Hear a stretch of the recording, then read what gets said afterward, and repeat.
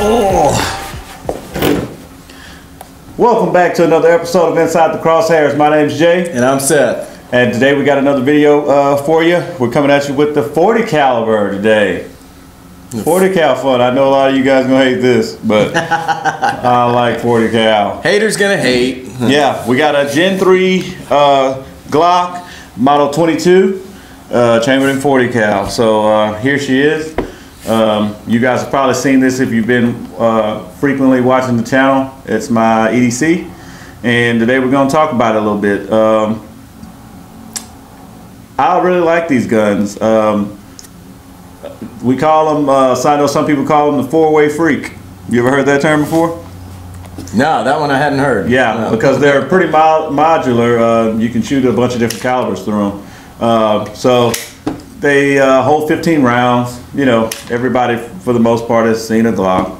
Nothing's fancy. You got rear cocking serrations, none on the front. They've just fixed that with the what model is that? The 50 is the 50 here?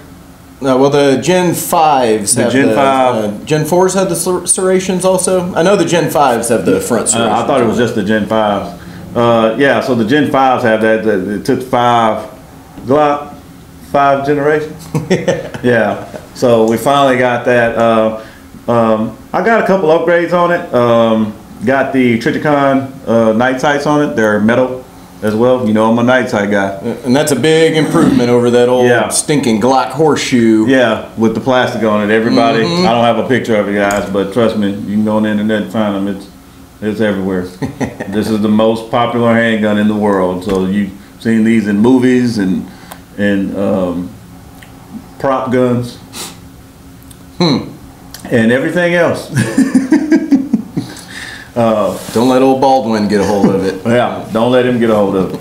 Oh no, oh no, that's a bad idea.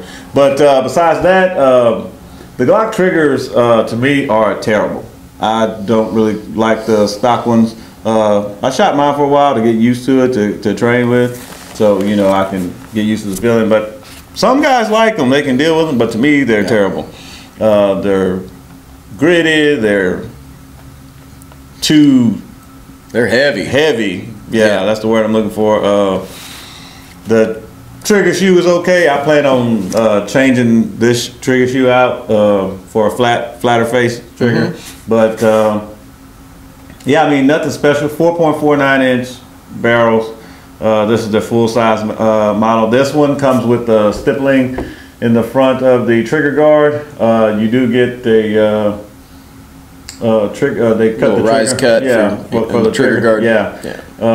And it has the finger grooves on this one. If you know anything about Glock, some of them have their just the straight grip, and some have the finger grooves.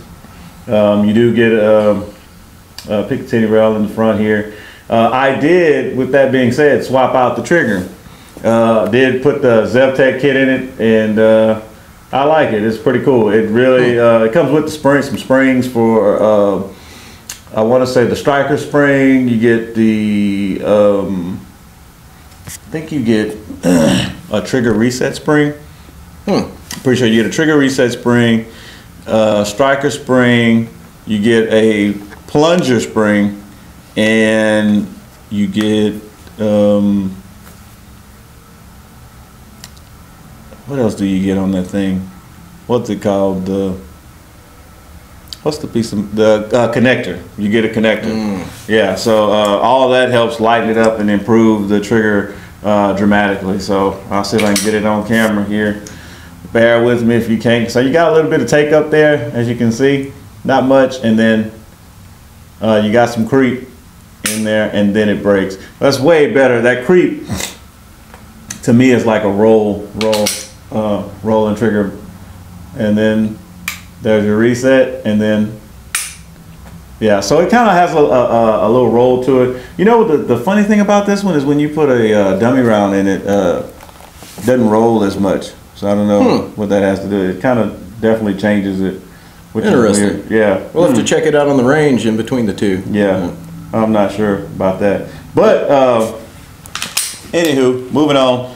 Drastic improvement over Glock's stock triggers. I could hear a difference in that one. Let me see that thing, feel that trigger. Because I do not own any Glocks. I don't plan on owning any Glocks because I know it would cost me about $1,200 to get it where I would want it, which is no longer a Glock.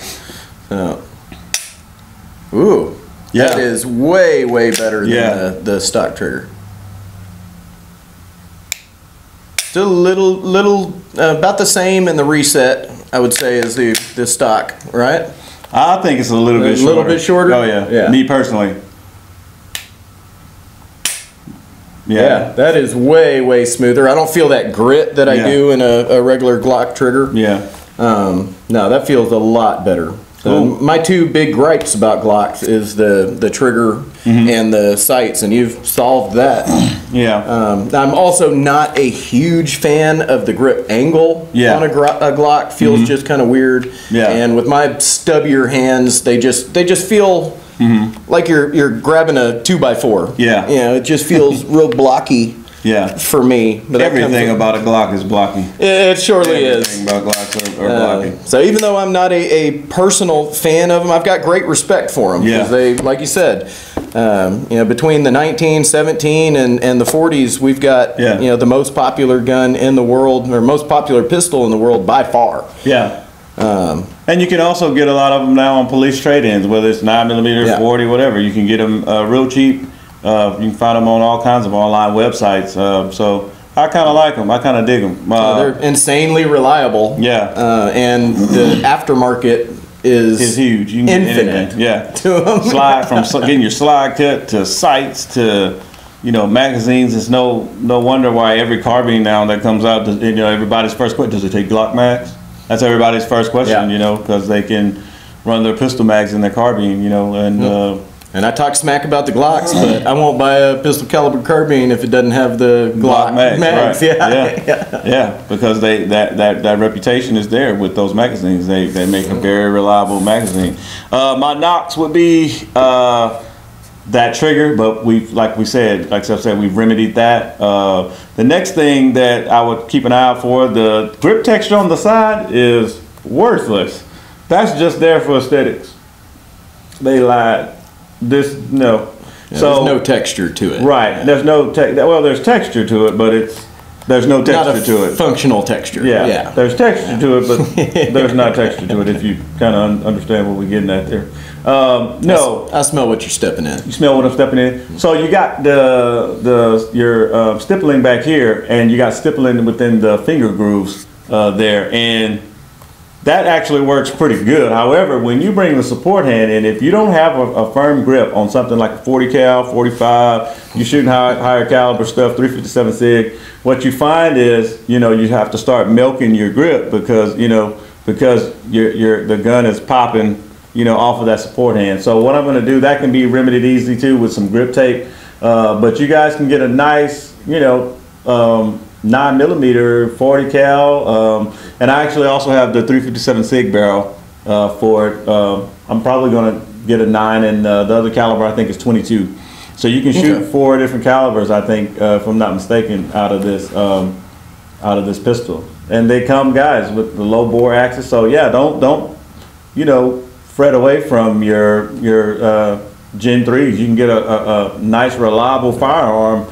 For a lot of you guys who are looking for, excuse me, a cheaper option that don't have the $500, you know, $600 with tax, you know, maybe a little over that, you know, not to mention if it's an FFL fee plus shipping. So, you know, a Glock can easily, depending on where you're getting it from, can run up to $700. Not to mention the Gucci Glocks. You talk shadow systems and everything. You know, Gucci'd out Glocks. I mean, you can. There's some Glocks that can stand up to some 1911s in cost. So, but there's not much Glock left in those. Shadow systems. Yeah, no, not at all. Nothing but the shape. Yeah, nothing but the shape. But there's, you know, a bunch of different models out there that you know, they can get up there. So. I mean, but if you want to find something like this, man, you can get these things for like $300, you know, 200, you know, the high 200s to, to low to mid $300, you know, and that's in all the calibers, and you got a Glock, and it's gonna last you, point blank period. You know, the things, they're blocky, they're not the best looking thing, they're, you know, whatever you want to call them, but one thing you can say, and two things for sure, they work. So just something for you to think about when you're, you know, for some of you new gun owners or whatever, you know, whoever wants to, you know, if you're interested in it, it's a very good entry level point for you to get in on. Working in the gun stores, a lot of times if somebody tells me they only want to own one pistol, yeah, I sold a lot of Glock 19s and 17s in that 9mm just because they are insanely reliable. You know, they do shoot well, as long as I just recommend that you're practicing with them, and you're going to shoot it well. I mean, they are a phenomenal gun. Yeah. When you get down to it, we're just spoiled. So. Yeah. So yeah, I mean, definitely if you got one of these, to me, get some grip tape. M Carbo makes some. There's all kind of brands out there now with different colors and all that, and help you hang on to it, especially with something as strong as a 40, because that recoil, 40 has a very unorthodox recoil pattern. So what they tend to do, you know, like say if you're shooting a 9 tends to, you know, just come straight up, and 40, you know, likes to come straight up, but I mean 45, I'm sorry, likes to come straight up, but 40, what 40 likes to do is go and really wobble. There's a video from I think he's a fellow Louisiana native. I think he's Legally Armed America, or Legally Armed America. Have you heard of him? Yeah. Yes, and if you really want to check out what I'm talking about, it's when the Mantis first came out, and he put that Mantis on there, and he did 9, 40, and 45. Okay. Now I'm a 40 shooter, so I've already known this from shooting the 40. But if you really want to see what I'm talking about, check out his channel. It's a link. He does a comparison between 9, 40, and 45 in the recoil pattern. And what he does is he stick that gun, 3 guns, 3 Glocks in a vise, and attaches that Mantis to them. And he just fires. So you can see, you know, the vise has got the guns, each gun clamped down, and they can't move. But that when he shows you that Mantis, the data, and it doesn't lie, 40 likes to do this. I mean, like crazy in your hand. It wants to do this. So you should check that out. And if you guys can master shooting the 40, it's not a lot of people, oh my God, what for? You can control it. You know, you just have to get your grip strength down and your fundamentals. I think personally, if you can shoot a 40 well, you can shoot anything well, because it has the most unorthodox recoil pattern out of any firearm I've ever seen. Check out that video, Legal Arm America. Shout out to you too if you see this. Hey, we're fans, and thank you for that video. It's very informative, and it'll help a lot of people with selecting a firearm. For anybody that doesn't know, the Mantis system is just a little deal you clamp on your rail there, and it actually tracks your trigger pull and your sway and all of your movement. So it actually gives you readouts for every movement of that gun and what you can do better. And it'll display that on a cell phone or a tablet. Yeah. So we need to do. I've got one. We need to do a video on it, because they are phenomenal. Yeah. They help me figure out a lot of different things. And when I'm teaching classes and students, you know, they're really good for just figuring out exactly what's going on with your shooting. Yeah. And I highly recommend them, especially these times with this dang Chinese flu and shutdowns and everything. Ammo's expensive, so I've saved me a lot of ammo with those Mantis systems. Yeah, so they're great for dry fire practice. But again, like you said, you know, they'll track everything you're doing. So you'll see, I mean, and if you watch in slow motion, if you're on the range, you see somebody shooting 40, whether it's indoor or outdoor range, you'll see them, their grip and you know, wrist isn't locked. You'll see the recoil, and it'll, you know, so just pay attention for it. You'll see it, you know. And so if you can manage to shoot a 40 well, in my opinion, this is just Jay talk, if you can shoot a 40 well, you can shoot anything well. And hit us up in those comments if you want to see that Mantis video, and we'll put it together for you. No problem. Yeah, guys, that's about it, man. Stay tuned. We'll put her on the range, put some rounds through her, see what she can do.